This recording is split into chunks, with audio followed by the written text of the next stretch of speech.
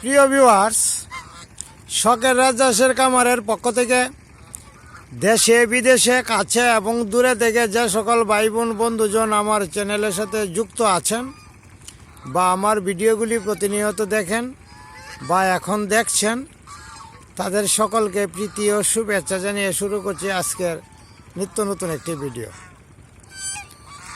আজকের ভিডিওতে আলোচনা থাকবে হাঁসের যদি সর্দি জ্বর হয়, সর্দি বা ঠান্ডা লেগে থাকে, তাহলে আমি কি ধরনের ঔষধ প্রয়োগ করি এবং এর কার্যকারিতা কতটুকু, এই বিষয় নিয়ে আজকের আলোচ্য বিষয়। আরেকটা বিষয় নিয়ে আলোচনা করব, সেই বিষয়টা হচ্ছে ছাড়ানোর জন্য কি করণীয়।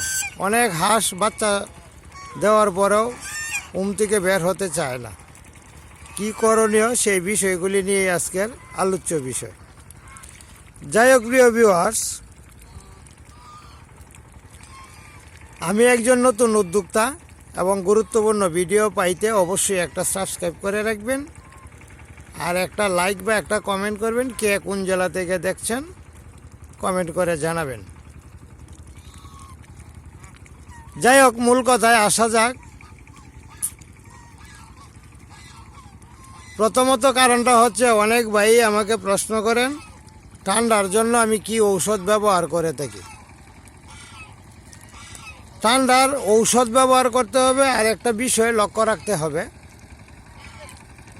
প্রথম কারণটা হচ্ছে ঠান্ডা যাতে না লাগে, সেই জন্য যা করণীয় সেটার ব্যবস্থা আগাম নিয়ে রাখতে হবে। সবাই বলে হাঁস পানির মধ্যে থাকে, সুতরাং তার ঠান্ডা লাগার কথা না, কিন্তু এরপরও কিছু কিছু হাঁস ঠান্ডা লাগে। এর জন্য করণীয় হচ্ছে, এখন যেহেতু ঠান্ডার সময় শীতকাল, হাঁসটাকে একদম সকাল সকাল ছাড়া যাবে না, একটু দেরি করে হাঁসটাকে ছাড়তে হবে। একটা বিষয়, ছাড়ার পরে পানিতে মিটিং করবে, মিটিং করার সময়টুকুই পানিতে রাখবেন, এরপরে হাঁসটাকে তুলে ঘাসে ছেড়ে দিবেন ঘাস খাওয়ার জন্য। ঘাস খাওয়ানোর পর আবার পানিতে রাখবেন। আমি এই যে ঘাস খাওয়ার পর এই যে পানিতে রাখলাম, এখন এই যে বৈশাখ মাসে ধান হয়েছিল, এই ধানগুলি পানির নিচে ছিল 6 মাস। এখন এই যে ক্ষেত শুকাইতেছে, হাল বাইতেছে, আবার লাগানো হবে। এইটার মধ্যে এই যে ধান খাওয়ার জন্য ছেড়ে দিয়েছি। এইখানে দানাদার খাদ্য ধান কিছুটা খেয়ে যাবে, তাহলে আমার কিছুটা খাদ্য কম লাগবে। আর জলজ উদ্ভিদ যেগুলো আছে, এইগুলাও মোড়া, শালুকের মোড়া, শাপলা পাতার মোড়া, এইগুলি কিন্তু এরা খেয়ে থাকে বা খাইতেছে। এই যে দেখেন খাওয়ার দৃশ্য। এরপরেও যদি আপনার পেট না ভরে, দানাদার খাদ্য তো অবশ্যই দিতে হবে। আর বিকেলে 3টার পরে আর পানিতে না নামানোই সবচেয়ে শ্রেয় বা ভালো। 3টার পরে হাঁসগুলিকে টানে তুলে নেবেন, দানাদার খাদ্য দিবেন। খাদ্য খাওয়ার পর এরা গলা শুকিয়ে যায়, পানি খাওয়ার জন্য এই পানিতে নামবে আর মিটিংয়ের জন্য পানিতে নামবে। নামার পরে 4টা বা 4:30টার পরে হাঁসগুলিকে উপরে তুলে নেবেন টানে, আর পানিতে নামতে দিবেন না। যে পর্যন্ত মিটিংয়ের সময় আছে এই সময়টুকু পানিতে থাকবে, বাকি সময়টুকু আর পানিতে রাখার দরকার নাই। যাই হোক প্রিয় ভিউয়ার্স, এর পরেও হাঁসের ঠান্ডা বা সর্দি লাগে। যদি সর্দি জ্বর থাকে, পাকগুলি যদি ঝাঁকি দেয় আর পানির মধ্যে নামে, যদি নামার পর দেখবেন পাগুলিতে ভর দিয়ে উপর উপর উস্কো উস্কো অবস্থায় চলাচল করে, পানিতে বেশিক্ষণ থাকে না, তখন ধরে নেবেন হাঁসের জ্বর আছে।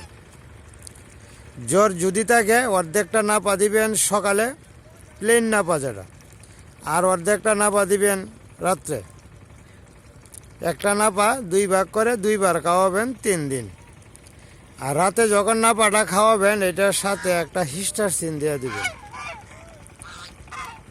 অর্ধেকটা হিস্টারসিন আগের দিন রাতে দিবেন, পরের দিন আর অর্ধেকটা রাতে, পরের দিন আর অর্ধেকটা রাতে, অর্থাৎ 1.5টা হিস্টারসিন 3 দিন খাওয়াবেন একবার করে, তাও আবার রাতে। আর সকাল বিকাল অর্ধেকটা করে নাফা ট্যাবলেট খাওয়াই দিবেন 3 দিন। সকালে শুধু নাফাটা গুলে খাওয়াবেন, আর বিকেলে নাফার সাথে হিস্টারসিন অর্ধেকটা দিয়ে দিবেন। এই অর্ধেকটা হিস্টারসিন রাতে খাবে। যদি রাতে দেন 3 দিন পরে জ্বর বা সর্দি এটা থাকবে না। যদি না থাকে তাহলে আপনি অবশ্যই মুক্ত হয়ে গেলেন। আমি এই ঔষধটাই প্রয়োগ করে থাকি বেশিরভাগ। আপনারাও এটা প্রয়োগ করে একবার দেখতে পারেন যে আপনার কার্যকারিতা হয় কিনা। ইনশাল্লাহ কার্যকারিতা হবে। আর একটা বিষয় হচ্ছে, আমরা যেহেতু খামার থেকে বাচ্চাটা বের করি, বাচ্চাটা ফুটার পরে বাচ্চাটাকে 30 থেকে 32 ঘন্টার ভিতরেই যে তাপমাত্রা এটা মায়ের পাওয়ার পরে এটা নিয়ে আসি, আইনা এটা দেয়া দিই অন্য জায়গায় বোর্ডিং করে নিয়ে আসি এবং আলাদাভাবে রাখি। আলাদাভাবে রাখার কারণটা হচ্ছে আপনার হবে, এই বোর্ডিংটা শক্ত হবে আর হাঁসটার মায়া মমতা একটু কমে যাবে, আবার ডিমে আসবে। 2বার ডিম পাড়ানোর জন্যই আমরা এই পদ্ধতিটুকু পালন করে থাকি। এরপরেও হাঁসের কিছু মায়া থেকে থাকে বাচ্চার জন্য, দেখবেন একটু পরপরই ঘুরে চলে আসে।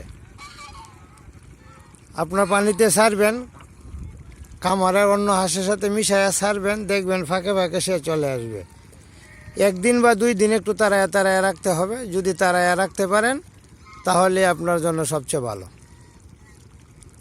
এটা 2 দিন কষ্ট করবেন, 2 দিন পরে দেখবেন সে অভ্যস্ত হয়ে যাবে।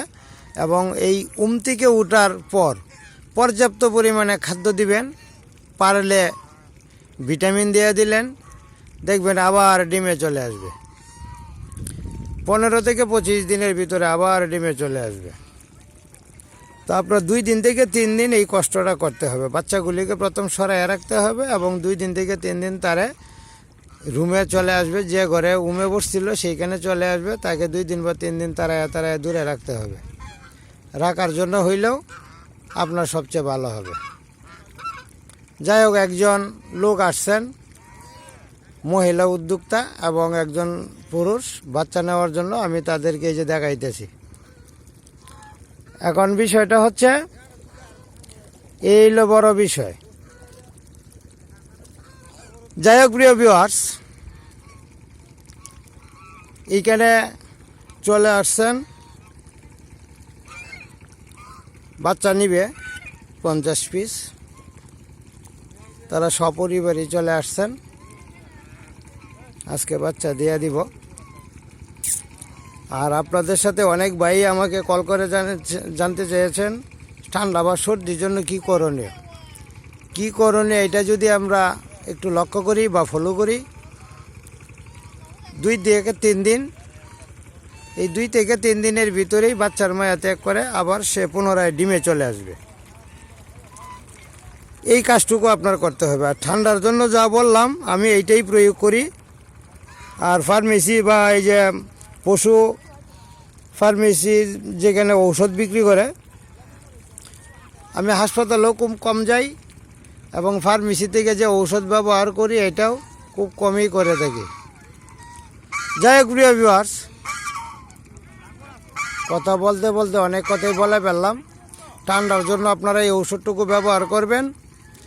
আর বাচ্চার মায়া মমতা ছাড়ানোর জন্য, তো দ্বিতীয়বার ডিম পাওয়ার জন্য এই কাজটুকু আপনারা করে থাকবেন। আর যদি কেউ বাচ্চা নিতে চান, 4 থেকে 5 দিন সময় আছে বাচ্চার বুকিংয়ের। 5 দিনের ভিতরে আমার তো একটা নির্দিষ্ট পরিসীমা আছে যে এতগুলি বাচ্চা হইতে পারে। এই বাচ্চাগুলি আমি এই বুকিং দেওয়া রাখি। এরপরে যদি বেশি হয় থাকবে খামারে। তো 5 দিন সময় আছে। যারা বুকিং দিতে চান বা বাচ্চা নিতে চান অবশ্যই যোগাযোগ করতে পারেন। স্ক্রিনে দেওয়া নাম্বার আছে এবং হোয়াটসঅ্যাপ নাম্বার আমি দিতেছি। এখানে কেউ কল দিবেন না, শুধু মেসেজ দিবেন হোয়াটসঅ্যাপ এবং ইমো 01701433825 017 01433825। যাই হোক প্রিয় ভিউয়ার্স, হাঁসের খাদ্য সর্দি জ্বর এবং থেকে সরানোর জন্য যে কৌশল বা বুদ্ধি সেইটুকু আপনাদের সাথে শেয়ার করলাম। ধন্যবাদ। সবাই ভালো থাকবেন, সুস্থ থাকবেন। আমার খামারের জন্য, আমার জন্য দোয়া করবেন। আল্লাহ হাফেজ।